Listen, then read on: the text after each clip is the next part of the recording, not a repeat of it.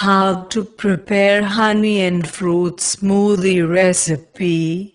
Ingredients: 5 tablespoons honey, 2 ripe mangoes, peeled and chopped, 3 ripe bananas, peeled and chopped, 8 to 10 ice cubes, crushed, 2 cups yogurt, 2 tablespoons lemon juice, fresh mint leaves to garnish.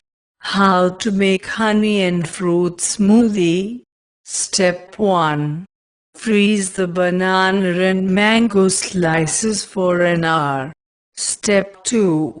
Once frozen, place the frozen fruits, honey and yogurt in a blender and blend until smooth.